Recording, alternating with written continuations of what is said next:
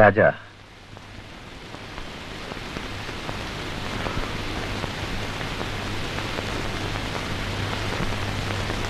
എന്റെ മോളുടെ വിവാഹമോചനത്തിനുള്ള പെറ്റീഷനാണ്. എനിക്കിത് നിന്നോട് പറയാൻ വിഷമമുണ്ട്. നീ കൂടി ഇതിൽ ഒപ്പിടണം. അവൾക്ക് അത് നിർബന്ധമാണ്.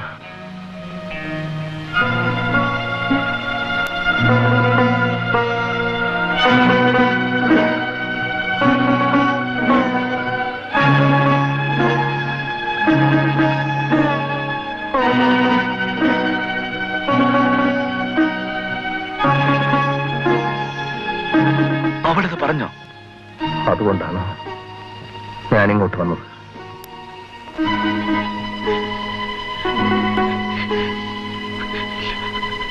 ഇല്ല, ഞാനിതിൽ ഒപ്പിടില്ല.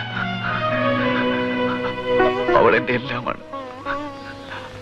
അവളില്ലാതെ എനിക്ക് ജീവിക്കാൻ വയ്യ. ഇല്ല രാജ,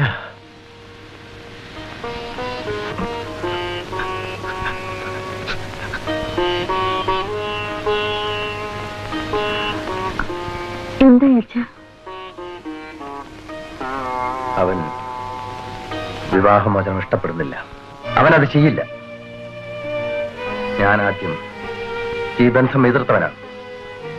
ഇപ്പൊ ഞാൻ മനസ്സിലാക്കുന്നു, നിന്നെ ജീവനേക്കാൾ സ്നേഹിക്കുന്ന ഒരുത്തന്റെ കയ്യിലാണ് നിന്റെ ജീവിതമെന്ന്. മോളെ, അവനിപ്പോഴും നിന്നെ ഓർത്ത് കരയുക. എന്തൊരു സ്നേഹമാണ് അച്ഛാ! ഇങ്ങനെയും സ്നേഹിക്കുന്ന ഒരു ഭർത്താവോ? അദ്ദേഹം എന്നെ കൊല്ലേണ്ടതാണ്. അച്ഛനറിയാമോ, ഒരു ചെറുപ്പക്കാരനുമായി ഞാൻ എന്റെ ബെഡ്റൂമിൽ അത് കണ്ടുകൊണ്ട് കയറി വന്ന ആളാണ്. എന്നിട്ടും